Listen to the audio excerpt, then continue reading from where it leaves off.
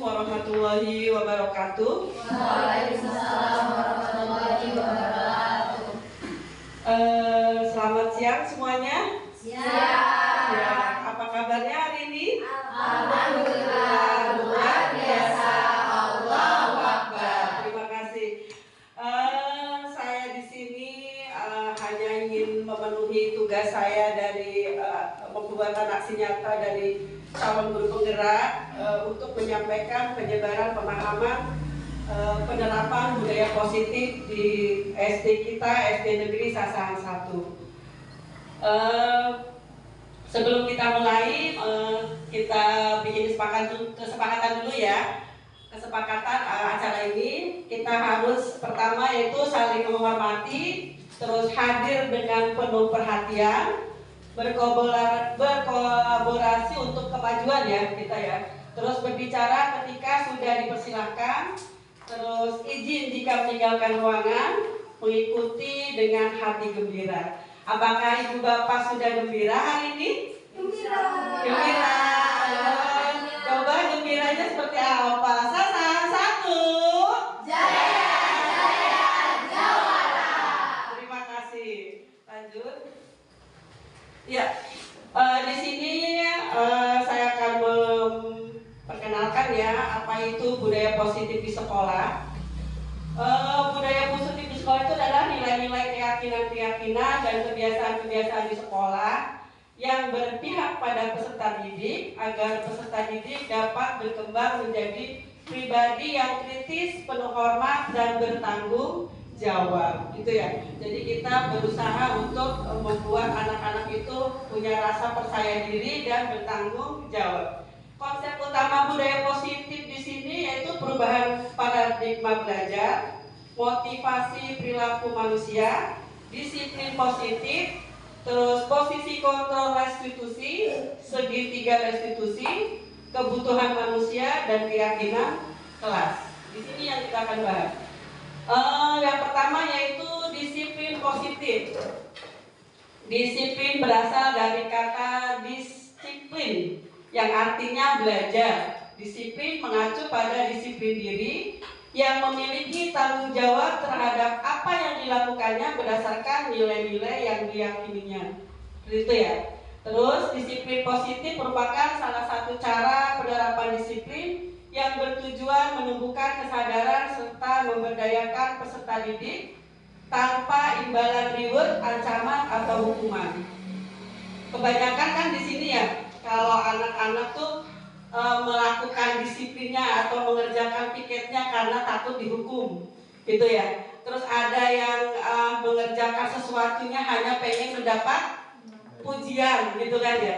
Itu sebenarnya masih kurang baik, tidak dari dalam dirinya gitu, kesadaran sendiri. Yang kita harapkan tuh yaitu sebagai pendidik, tujuan kita adalah menciptakan peserta didik yang memiliki disiplin diri sehingga mereka berperilaku mengacu kepada nilai-nilai kebajikan universal dan memiliki motivasi intrinsik pada dalam perubahan perilaku ke arah yang lebih baik. Maksudnya intrinsik di sini yang itu tadi. Jadi bekerjanya itu punya niatan dari hati sendiri, bukan karena disuruh atau bukan karena pengen mendapatkan pujian, gitu ya. Jadi kita tanamkan itu kepada siswa atau semua warga sekolah, tidak hanya siswa, guru juga demikian ya. Jangan kalau ada kepala sekolah mau kerja, ceritanya gitu ya. Jangan ada kepala sekolah baru mau apa gitu ya. Berarti dia itu tidak mempunyai rasa percaya diri atau punya tanggung jawab. Tetapi dia bekerja hanya kepingin dipuji atau mendapatkan imbalan gitu ya. Pembelajaran dengan paradigma baru, kita tahu ya sekarang tuh siswa cenderung harus kita membuat siswa itu menjadi yang berkarakter profil Pancasila, selalu seperti itu.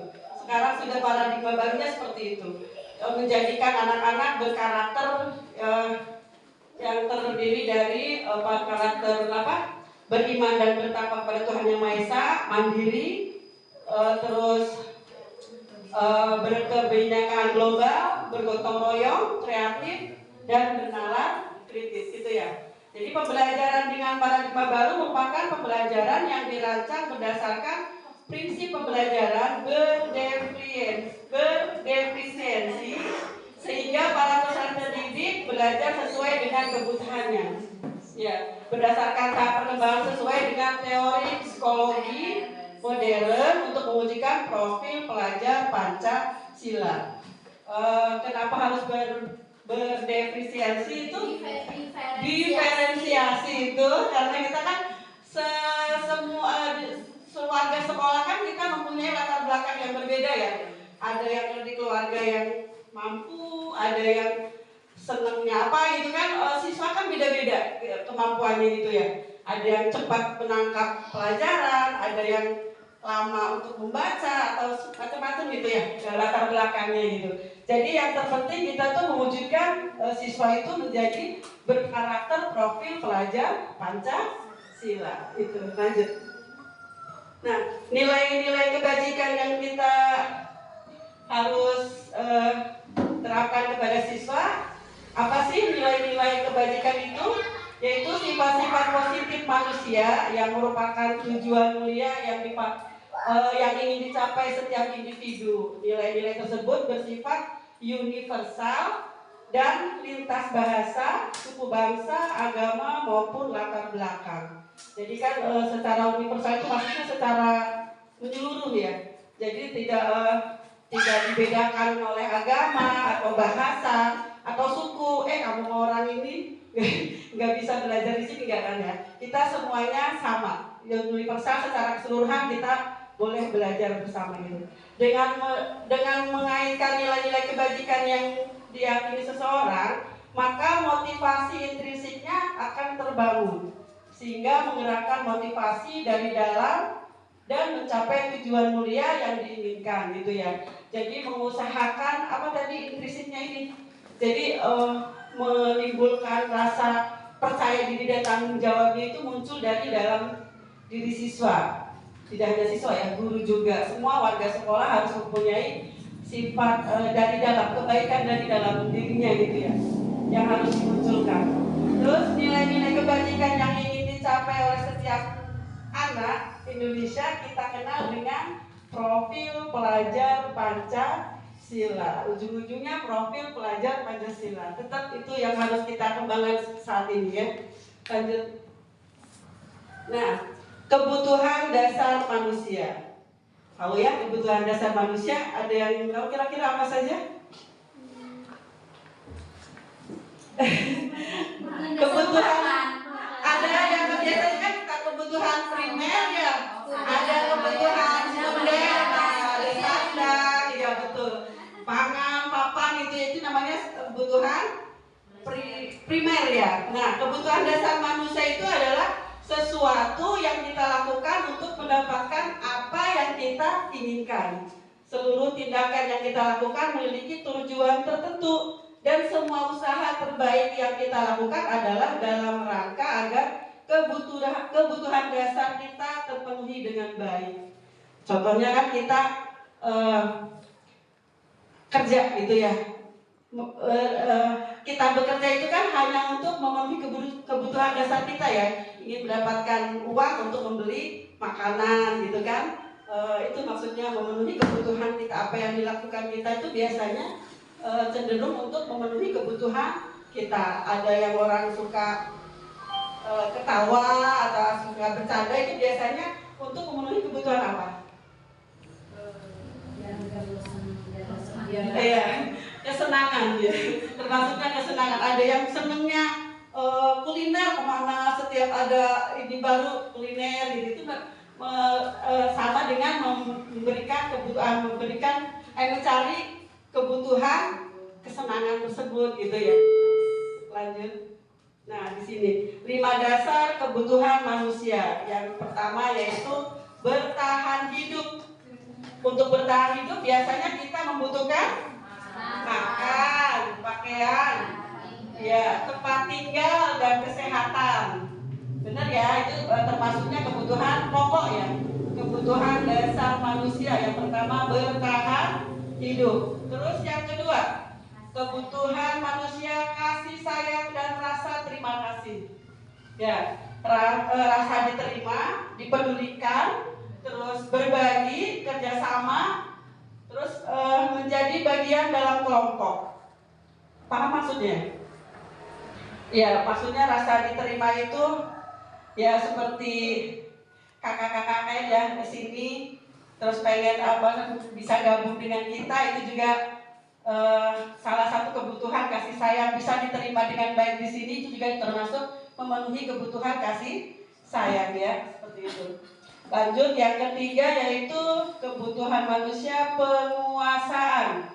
Ya, itu biasanya itu harga diri, keinginan untuk dianggap, memimpin, berprestasi, diakui dan didengar. Itu ya. Lanjut yang keempat, kebutuhan dasar manusia itu kebebasan. Yaitu mandiri, memiliki pilihan, mencoba hal baru, mampu mengendalikan arah diri. Yang kelima yaitu kesenangan. Nah di sini nih, bermain, humor, antusias dan tertawa. Jadi orang tertawa itu jangan dibilang ih ngekek baik, ih bercanda baik. Ternyata itu salah satu untuk memenuhi kebutuhan dirinya, yaitu kebutuhan kesenangan gitu ya. Ada kesenangannya yang makan aja gitu ya. Jom yang suka makan. Yang suka makan. Gitu ya. Jadi kebutuhan dasar manusia itu penting ya. Jadi semua orang pasti memilikinya. Ada yang senangnya apa gitu. Ya seperti Bu Iip senang makan? Iya gitu ya. Lanjut. Nah, sekarang 3 motivasi perilaku manusia. Apa sih motivasi itu? Motivasi merupakan dorongan yang dimiliki oleh seorang individu yang dapat merangsang untuk dapat melakukan tindakan-tindakan atau sesuatu yang menjadi dasar atau alasan seseorang untuk berperilaku atau mencapai tujuan tertentu. Itu ya. Salah satunya yaitu untuk menghindari ketidaknyamanan. Benar nggak? Kalau ada orang melakukan sesuatu hanya untuk menghindari ketidaknyamanan. Contohnya seperti apa ya? Ada yang ini, coba. Biar nggak dihukum, dia kerja piket. Contohnya gitu kan kalau anak-anak ya. Takut dimarahin bu guru. Jadi cepet nyapu gitu kan. Berarti pekerjaannya itu hanya untuk menghindari hukuman gitu. Yang kedua, untuk mendapatkan imbalan atau penghargaan orang lain. Ya seperti tadi, kalau kerjanya hanya pengen di alam, contohnya ya. Kalau ada kepala sekolah nyapu, nggak ada kepala sekolah, datangnya siang gitu kan ya. Kepala sekolahnya nggak ada, ini lagi rapat, udah siang-siang aja datangnya. Nah berarti itu kan pekerjaan dia itu hanya dilakukan hanya untuk mendapat penghargaan dari orang lain gitu. Tidak hanya guru, siswa juga ya. Ada yang begitu. Ada Bu Nani, masukin bajunya suka gitu kan ya. Ada Bu Nani, pakai sepatunya. Jadi dia itu rasa disiplinnya itu bukan dari dalam hati, tapi karena hanya ingin mendapatkan imbalan atau penghargaan dari orang lain.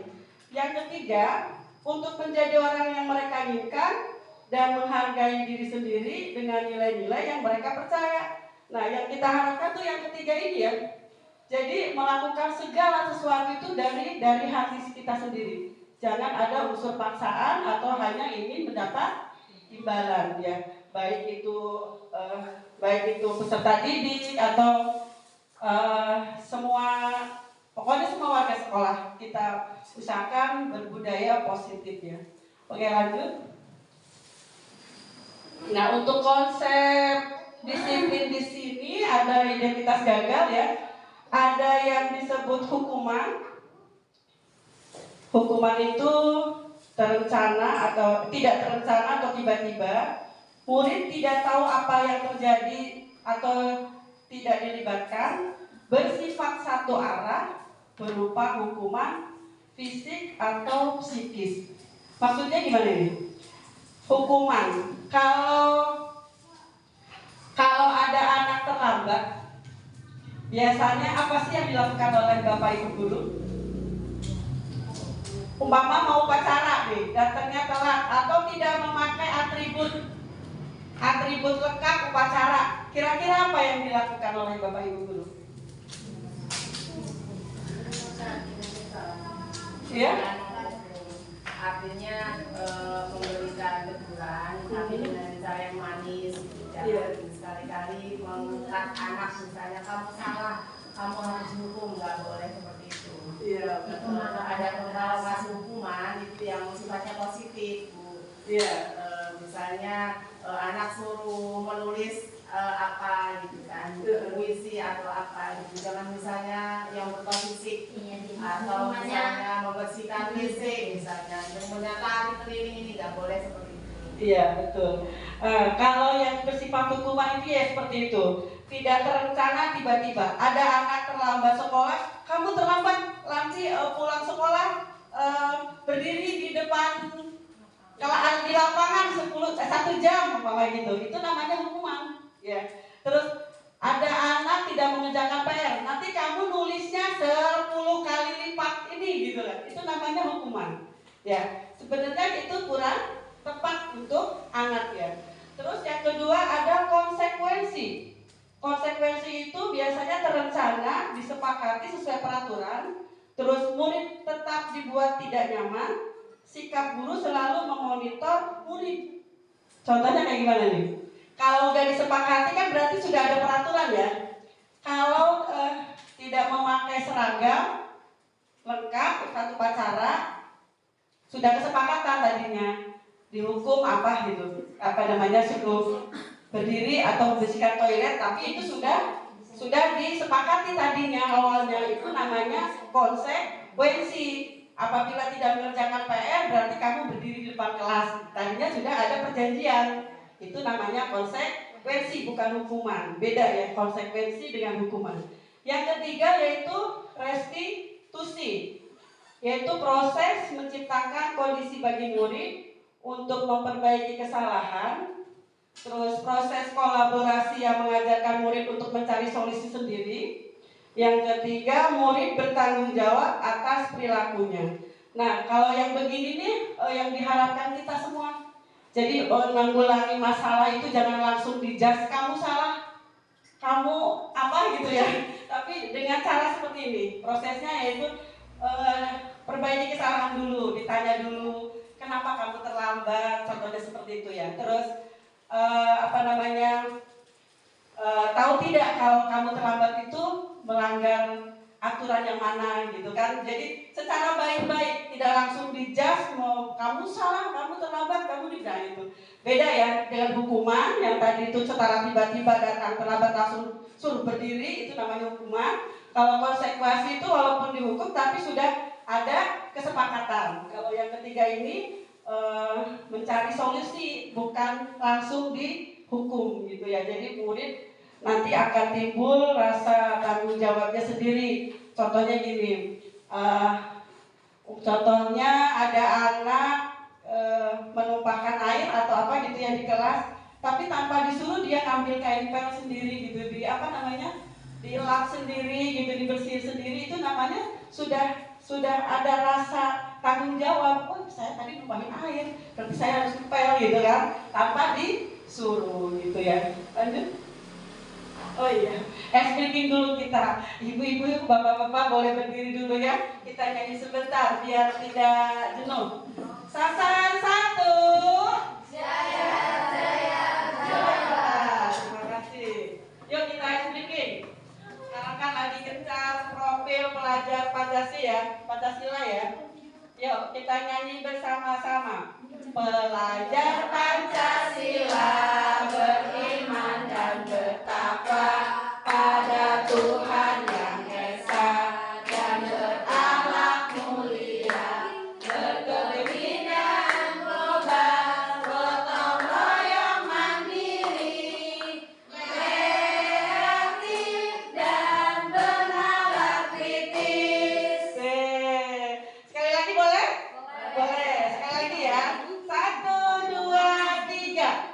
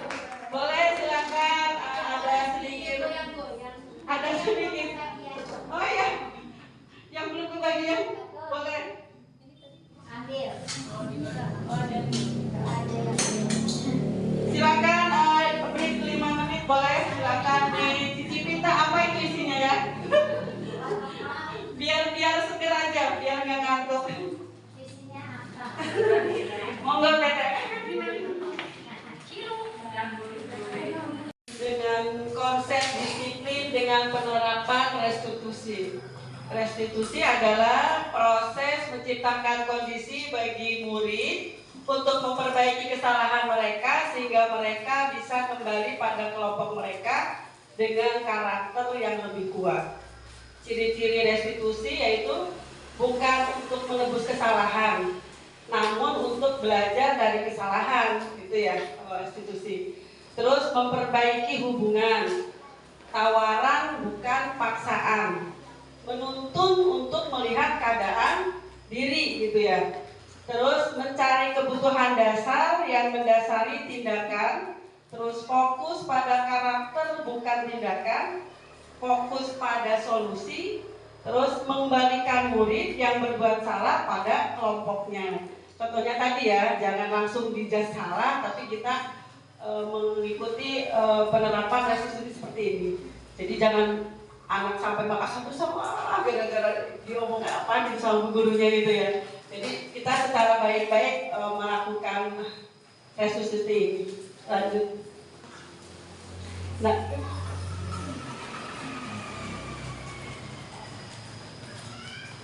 ya, bisa. Posisi. Ya, ini ada 5 kontrol restitusi. Yang pertama yaitu guru sebagai penghukum. Ya, contohnya tadi ya, kalau guru sebagai penghukum, ada anak datang telat, langsung suruh berdiri di depan kelas, itu namanya hukuman. Terus guru sebagai pembuat merasa bersalah. Contohnya ada guru yang senangnya ngomong. Ya, ngomongin anak gini, ngomong, tuh kamu tuh ya sering terlambat ya, kamu tuh ini ya. Jadi anak tuh merasa tersudutkan, merasa bersalah gitu, akhirnya gitu ya. Terus ada guru sebagai teman. Enak nih kalau guru sebagai teman. Biasanya seperti apa ya? Contohnya, jadi ngasih tahu anaknya tuh, tolong dong, jangan begitu, gitu. Tolong dong, kan bapak ibu udah bilang kalau masuk sekolah itu harus jam 7.15 gitu kan. Jadi ngomongnya kayak sama teman aja gitu. Jadi nggak sembari marah atau sembari apa gitu ya. Itu. Jadi restitusi guru sebagai teman. Terus guru sebagai pemantau. Kalau pemantau biasanya seperti ini. Kamu tahu kan gitu kan, kamu sudah melanggar aturan nomor sekian gitu kan.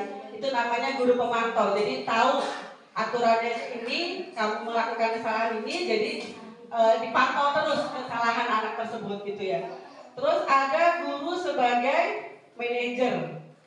Guru sebagai manajer itu yang tadi menggunakan cara restitusi tadi. Jadi tidak langsung mengejar, tapi ditanya dulu, kenapa kamu terlambat gitu ya, apa alasannya gitu kan. Terus seperti itu kalau guru sebagai manajer. Lanjut. Nah, contoh-contoh penerapan 5 posisi kontrol apabila ada kasus siswa tidak memakai atribut lengkap saat upacara bendera. Kalau itu kontrol gurunya sebagai penghukum, pasti begini, hormat bendera ya selama 1 jam. Nah, itu namanya penghukum. Apabila ada anak atau siswa tidak memakai atribut lengkap saat upacara. Ada yang seperti ini, ibu bapak guru. Kalau dulu kita ya sebelum belajar, saya sendiri juga masih disebut guru galak karena sering mencubit perut anak, tidak memasukkan seragam bajunya gitu ya ke dalam celana atau roknya. Nah, itu sebenarnya maksud kita kan guru istilahnya meningkatkan disiplin ya. Tapi ternyata itu kurang tepat. Setelah belajar ini saya tahu kalau saya itu kurang tepat ya mau bilang ke anak seperti itu gitu. Berarti itu secara penghukum ya. Lanjut. Terus ada yang kontrol guru pembuat merasa bersalah. Kasusnya masih sama. Siswa tidak memakai atribut lengkap saat upacara bendera. Kalau guru sebagai pembuat merasa bersalah tuh berapa kali ibu bapak harus beritahu kamu? Biasanya seperti itu ya. Terus kamu selalu saja mengecewakan bapak ibu. Seperti itu kan biasanya. Saya juga sering ngomong begitu. Udah berapa kali sih saya ibu bilang kamu tuh harus kalau sebelum masuk kelas harus ngecek dulu gitu kan. seringannya ibu bapak seperti itu, berarti kan itu termasuknya adalah kontrol guru sebagai pembuat merasa bersalah. Anak itu iya tuh saya ini gitu kan, sebenarnya gitu ya. Kamu sih harusnya kan ini gitu kan, biasanya seperti itu. Lanjut. Terus kontrol guru sebagai pemantau, kasusnya masih sama. Siswa tidak memakai atribut lengkap saat upacara bendera. Kamu sudah melanggar peraturan sekolah. Kamu tahu kan konsekuensinya gitu. Setelah upacara, kamu beli atribut ke koperasi dan jangan diulangi lagi. Nah, seperti itu ya. Kalau pemantau tuh istilahnya tidak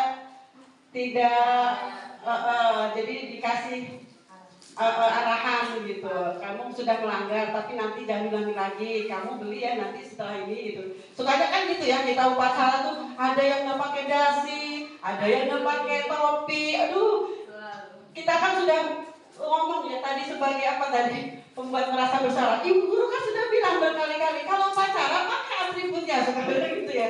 Itu ternyata emang kurang tepat juga, walaupun kita sebenarnya untuk melatih kedisiplinan anak gitu ya. Lanjut.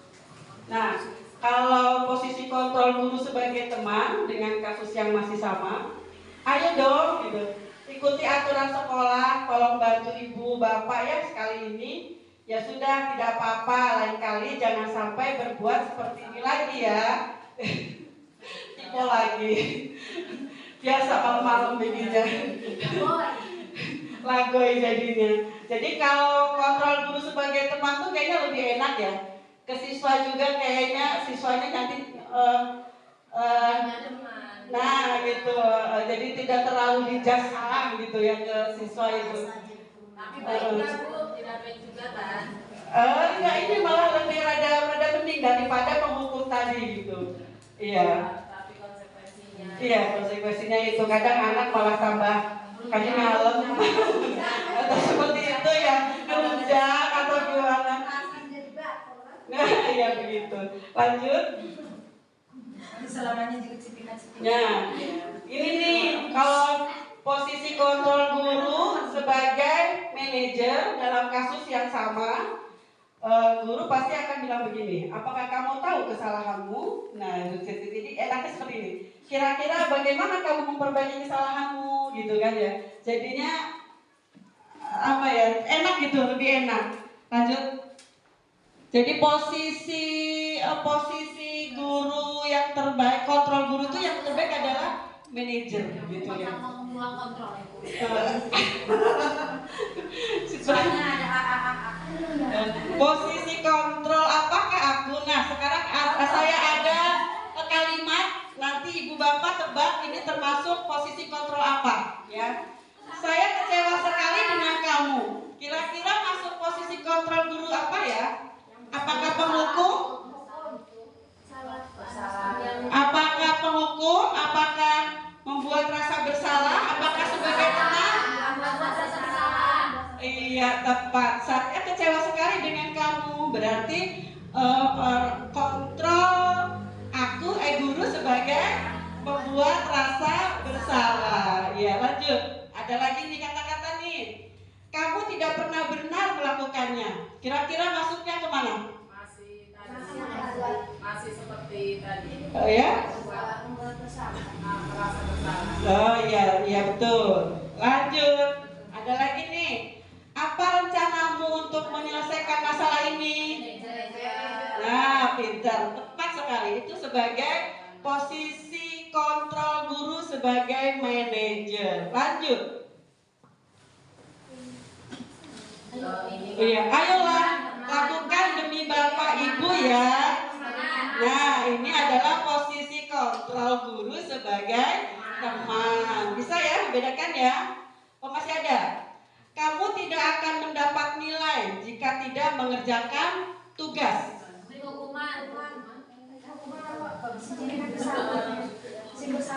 Ada hukuman, merasa bersalah sebagai manajer atau sebagai sebagai apa? Hukum. Nah, termasuk hukuman. Lanjut. Nah, di antara kelima posisi kontrol tersebut, sebaiknya seorang guru menggunakan posisi kontrol sebagai manajer. Itu yang lebih tepat. Ternyata selama ini ya kita semua, saya sendiri terutama, belum bisa memposisikan kontrol guru sebagai manajer. Kebanyakannya hukum, ada anak telat langsung suruh gitu aja. Kebanyakannya seperti itu.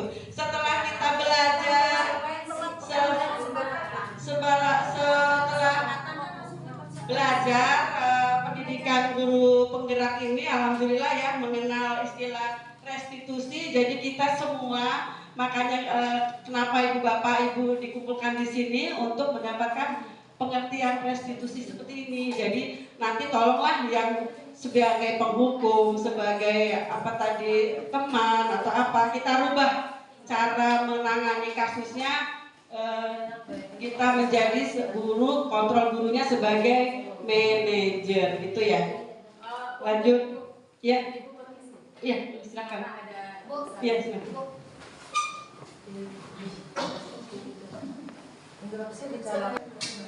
Nah, posisi kontrol guru sebagai manajer, kasusnya kan sama ya yang tadi, siswa tidak memakai atribut lengkap pada saat upacara.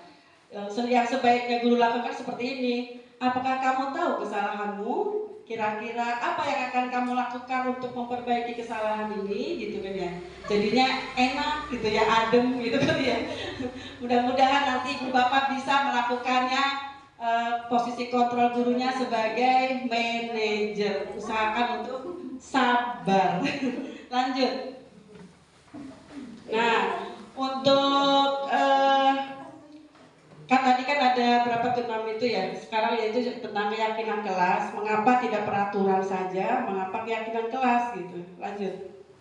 Nah, kalau segitiga restitusi itu yang tadi sebagai manajer ya, segitiga restitusi merupakan sebuah strategi yang dapat dilakukan sebagai proses menciptakan kondisi menuntun murid untuk memperbaiki kesalahan-kesalahan yang mereka lakukan, atau suatu proses dialog yang dijalankan oleh guru agar dapat menghasilkan siswa yang mandiri dan bertanggung jawab. Yang tadi itu ya, kalau sebagai manajer seperti itu, menggunakan segitiga restitusi. Jadi tanyakan dulu tahapannya seperti ini.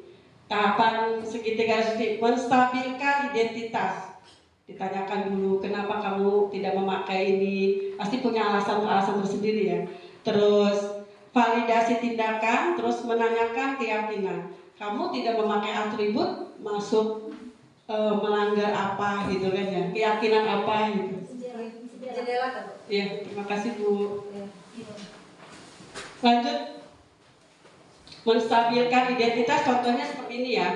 Berdasarkan prinsip membuat kesalahan adalah bagian dari proses pembelajaran. Berbuat salah itu wajar. Terus tidak ada manusia tidak ada manusia yang sempurna ya. Tidak ada. Terus ibu bapak juga pernah melakukan itu. Kan pastinya seperti itu ya. Pasti ibu bapak juga dulu pernah sekolah jenjang SD, SMP, pernah dapat hukuman juga, yang pernah punya pengalaman ya. Jadi ada atau bolos juga, kita guru juga ngomongnya seperti itu. Ibu juga pernah kok melakukan itu gitu kan ya. Jadi tidak mengejar salah terus kepada anak. Terus tidak mau mencari siapa yang salah, tetapi ibu bapak ingin mencari solusi dari permasalahan ini gitu ya.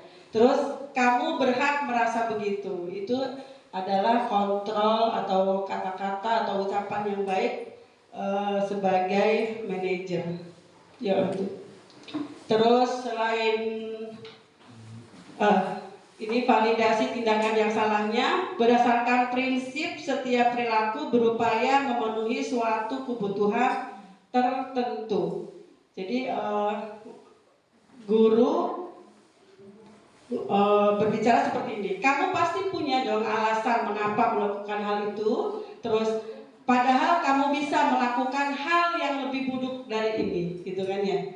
Terus kamu patut bangga karena telah melindungi sesuatu yang penting buat kamu. Terus, kamu melakukannya karena mempertahankan sesuatu yang penting bagimu. Berarti kan ada ya perbuatan anak itu ternyata hanya untuk melindungi dirinya gitu. Apa contohnya, ada anak yang di kelas sampai nonjok temennya gitu kan ya, pasti kan punya alasan. Kenapa kamu tonjok? Habisnya itu nyontek saya gitu atau apa gitu kan, pasti punya alasan untuk melindungi dirinya sendiri gitu ya. Lanjut.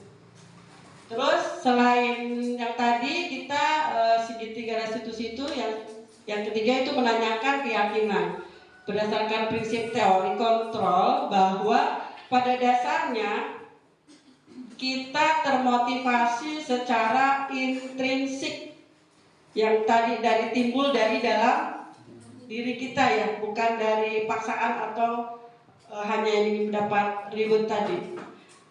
Terus yang ditanyakan ke anak, apa sih keyakinan kelas kita gitu? Kenapa kamu terlambat itu melanggar keyakinan apa gitu kan ya?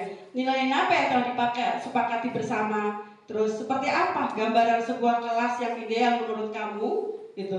Kamu ingin menjadi orang seperti apa gitu? Seperti itu ya, itunya apa? Untuk menanyakan keyakinan ke siswa. Lanjut. Nah, contoh kemarin saya sudah membuat video yang dibantu oleh kakak itu ya, membuat video restitusi. Boleh yang tadi ya itu videonya? Boleh. Ini adalah posisi kontrol sebagai manajer. Boleh yang terlambat. Ada 2 video. Silakan diperhatikan ceritanya. Ini kemarin saya menjalankan restitusi kasus anak terlambat sekolah. Orang gawat asnya itu.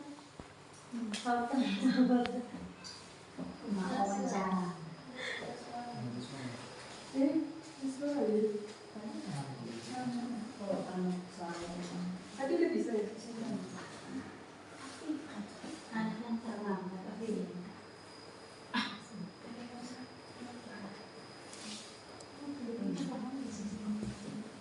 anak ko si Robby. Kaya 12 bulan si Robby.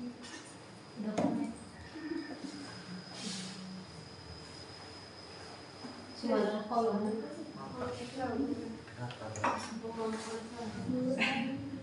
Pernah tahu ini? Ya.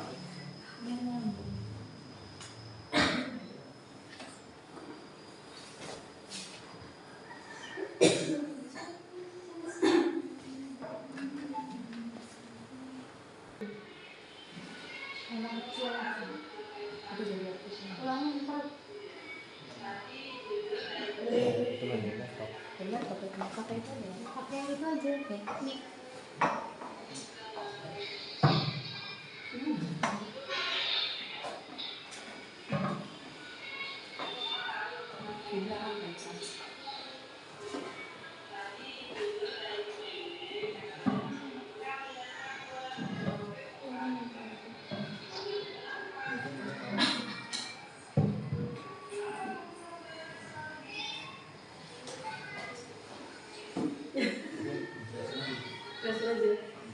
Ini kegiatan guru sebagai manajer dan sedang melaksanakan 3 langkah restitusi untuk menyelesaikan masalahnya.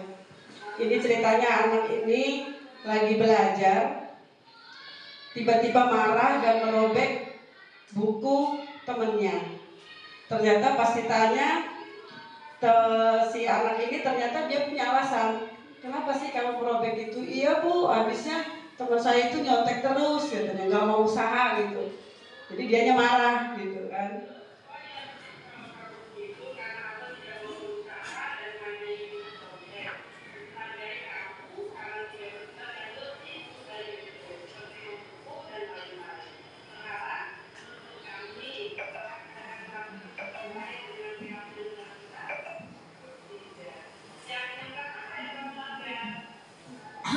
Dan menanyakan keyakinan kelas.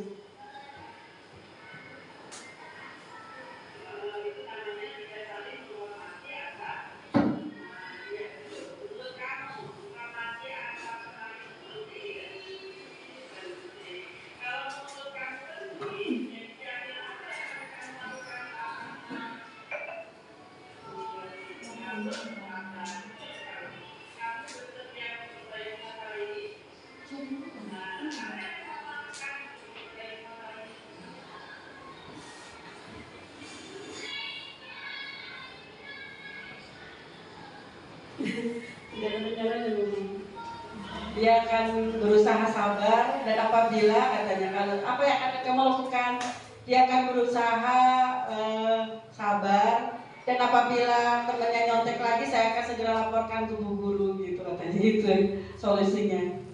Yaitu salah satu contoh kontrol guru sebagai manajer, dan menggunakan segitiga restitusi. Lanjutkan.